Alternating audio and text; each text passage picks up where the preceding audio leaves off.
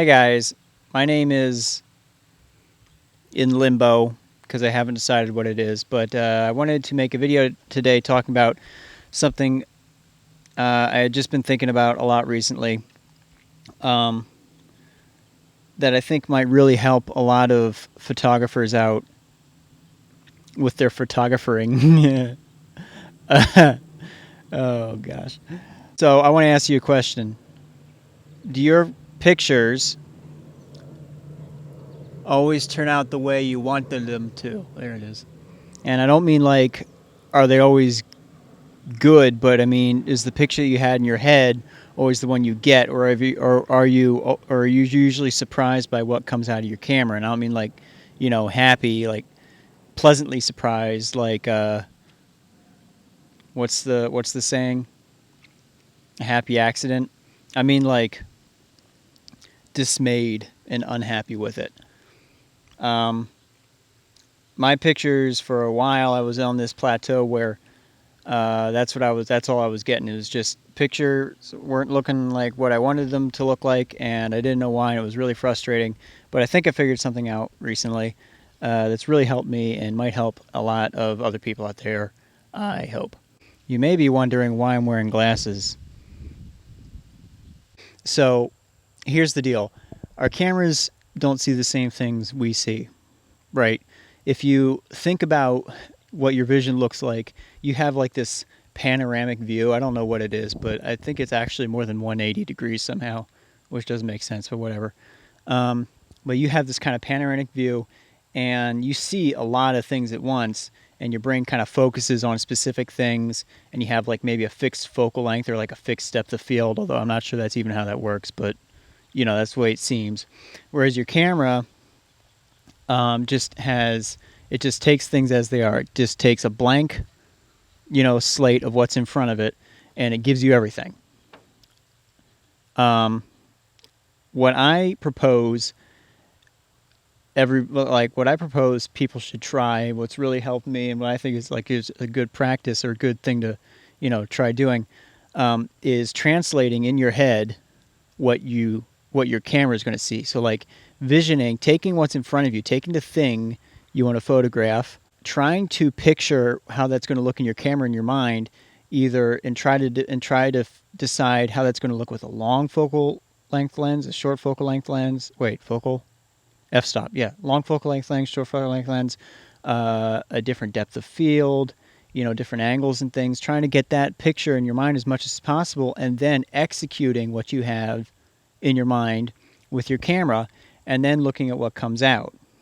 If you do this, a little practice, and of course, ideally after a while, you should become more fluid and natural and automatic. But, if you do this, then you'll have a much better idea of what you want your picture to look like. You'll think through it. And this is probably the most important part, and what really helps with learning is if you don't get the picture you wanted, then you now have all this, information from all the work you did in your head trying to figure out how it was going to look in the first place to go back to and look at, okay, so this is what I thought it would look like. This is what it actually turned out like. What's different? Why is it different? You have something to actually study. You have something to work with rather than just getting a picture and it's like, oh, that's not what I thought it would be, and I don't know why. And of course, that's not to say that being spontaneous is bad, and like just taking pictures and just seeing what's in your camera is bad, of course. But I think a lot of people tend to be more towards that side than they should be, or at least people like me. Okay, maybe if it's not a lot of people, it's people like me tend to be more towards that side than they should. And I think it's good to take a step back and try to be more thorough kind of like a couple different types of art you might see, like actual painting art. Sometimes you'll get people who have a picture in their mind. A lot of times I think a lot of artists will have a picture in their mind, and they'll go and they'll try to make that picture with the painting. But then you'll have people like maybe Jackson Pollock, who will just go for it, and they just go with their emotion. If you look up videos about shooting movies and video on film, then you'll hear a lot of people have the same kind of sentiment. between shooting movies on film versus shooting them on digital.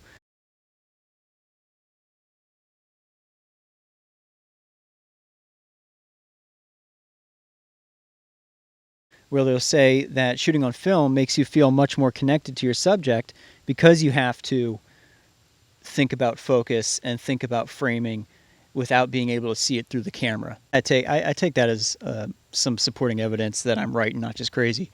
But here's my theory on what's going on with this whole thing, because I like to overthink things. So here's what I think's going on. Basically, the ideal artist photographer scenario. Well, my script is blowing away. Stay. Put something. Okay. So the ideal artist photographer scenario is not having a camera at all. And if you've never heard this concept, it's really cool. It's a fun thought experiment. So basically, if you just took pictures with your mind and just made them into existence and never had to set your focus and never had to set your aperture, f-stop or anything, or even press a single button, then that would be the ideal way to take pictures, because there'd be nothing between you and the art, you and the composition and everything that you have to think about. A camera is really just an annoying thing that gets in the way of what you're really trying to do. So ideally, you would have no camera, but of course we can't have that. You can't just not have a camera. So I think when you take a camera and break it down to its bare bones of focusing separately and viewing separately and having to making it very complicated to use, you're forced to master it and learn it so well that you just use it automatically, and it's like it's not even there. You're just so good at using that camera that it might as well, not even exist, because you just immediately set everything and then you take a picture and you're done. You've translated your vision into some form of reality, digital or film. But of course, nobody ever does this, because all of our cameras are just these wickedly easy to use things. And I'm not even talking about digital, even film, even manual film cameras are easy to use. People say it's hard to shoot in manual. It's really not. You just haven't tried, and it's hard to maybe shoot as quickly as you want in manual. But even that, they're easy enough to use that I think a lot of people don't go through this process of really understanding them to the point where they just make them work fast. And I think that that's a creative weak spot that a lot of photographers have, and that's why I think this is all important. So hopefully this will help you. That's the point of why I'm making any of these videos, is because I want to be able to help someone. You can, and that's the end of the video. So if you want to follow me on the interwebs, you can follow me on Instagram. I have 2 pages, which I will link because I forget their names. One is just where I post pictures, and the other I post behind the scenes stuff.